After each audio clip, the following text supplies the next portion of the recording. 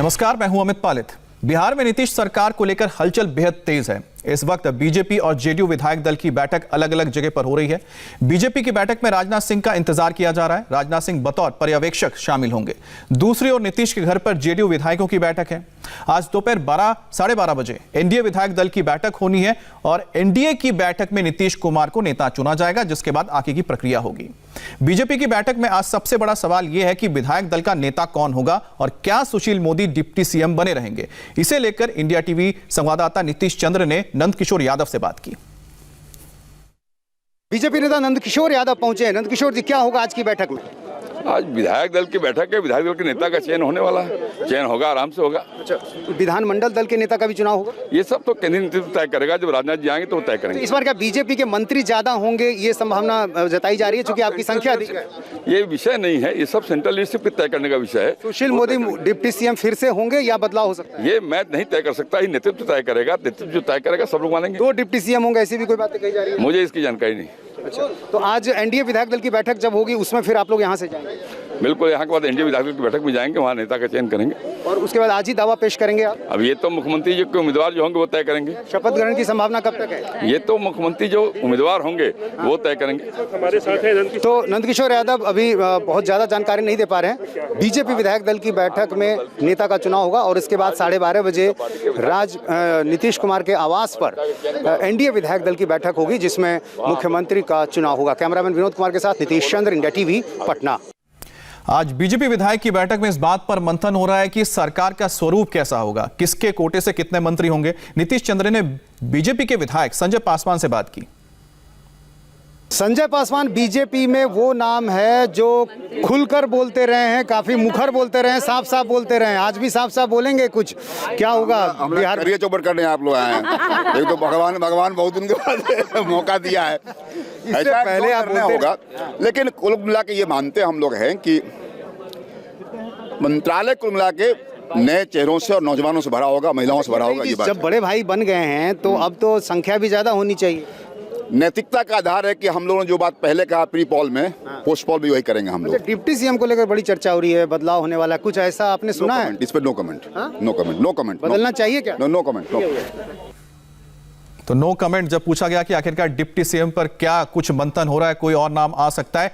लेकिन एक बात पर सब लोग सहमत है, वो है कि जिस तरह से सीटें ज्यादा आई है उसी तरह से जो मंत्री पद का कोटा है वो भी बढ़ना चाहिए। ये बीजेपी के जो विधायक है वो इस बात को खुले तौर पर कह रहे हैं।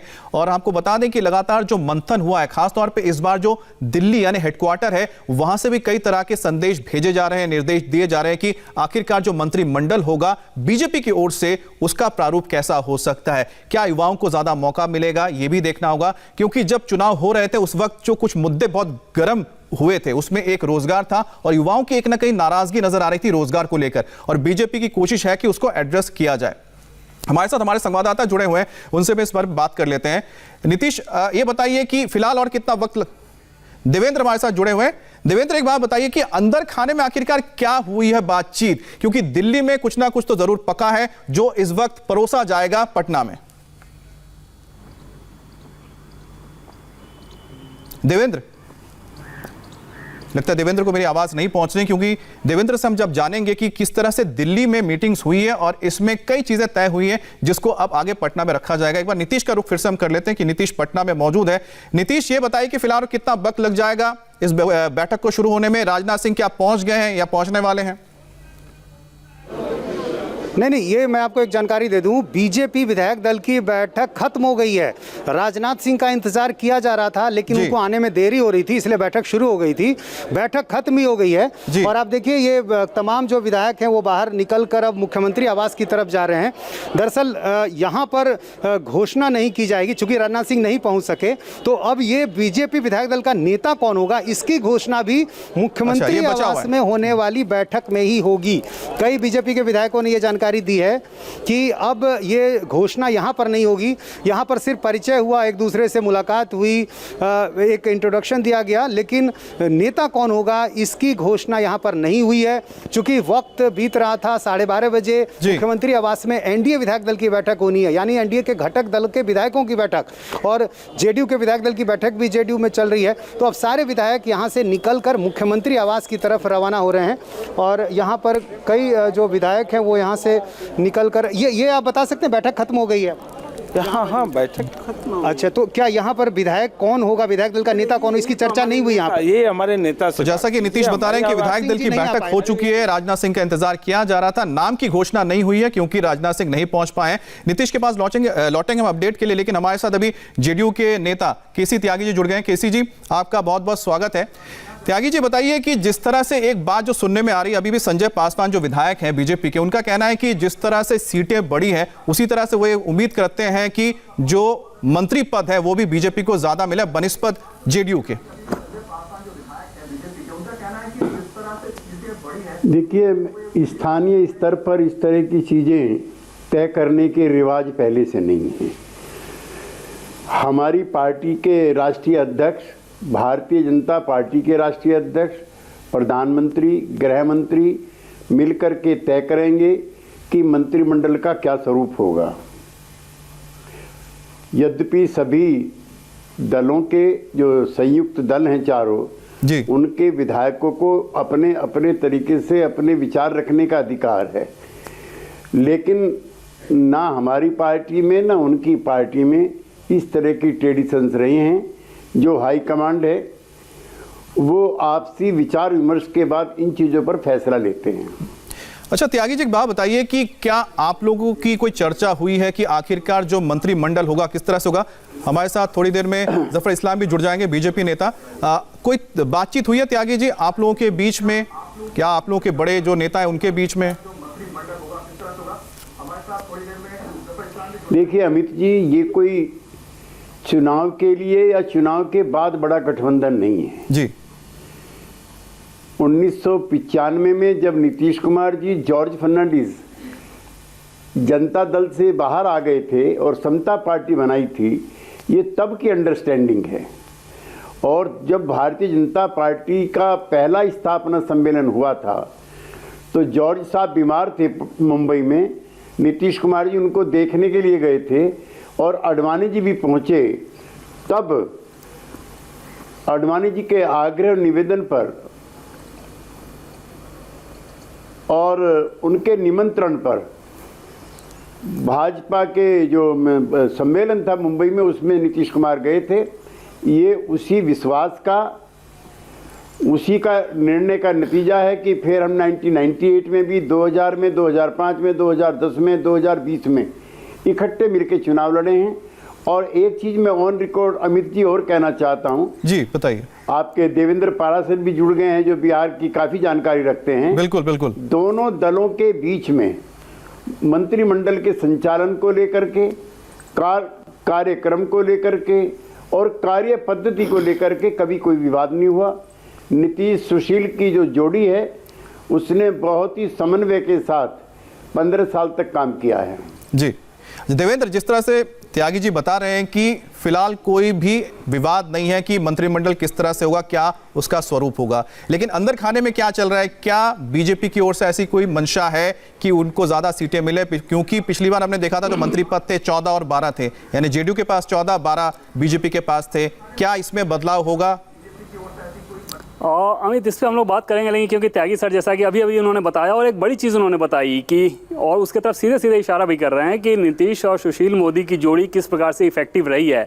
ऐसे में त्यागी जी, ये माना जाए ना कि जेडीयू नीतीश कुमार एकदम से इस बात पे अड़िग है कि इसमें फिर कोई चेंजेस नहीं करना चाहिए, जैसा कि बीजेपी के एक खेमे में कुछ सुगबुगाहट थी कि सुशील मोदी की जगह पर किसी और चेहरे को एक्सपेरिमेंट करना चाहिए। और ऐसा माना जाता है कि बीजेपी के अंदरूनी राजनीति के चलते वो लोग सुशील मोदी को बहुत पसंद नहीं करते। नीतीश कुमार जेडीयू की राय है कि सुशील मोदी डिप्टी सीएम होने चाहिए।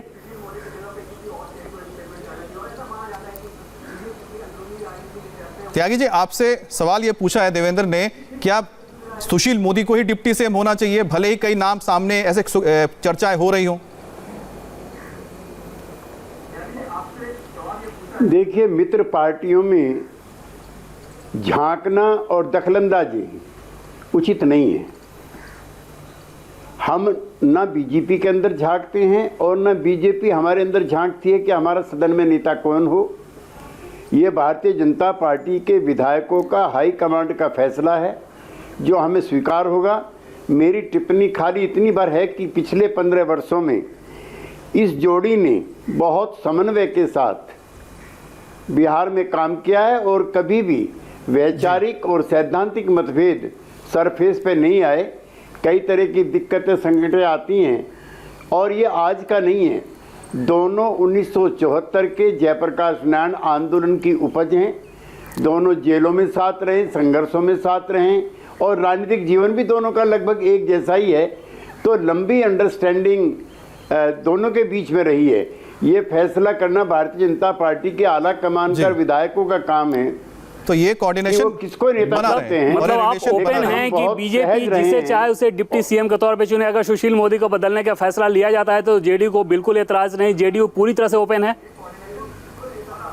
नहीं, आवाज नहीं आ रही है मुझको। नहीं, देवेंद्र ये पूछ रहे हैं कि अगर डिप्टी सीएम बदल दिया जाता है तो क्या आपत्ति जताएगी जेडीयू?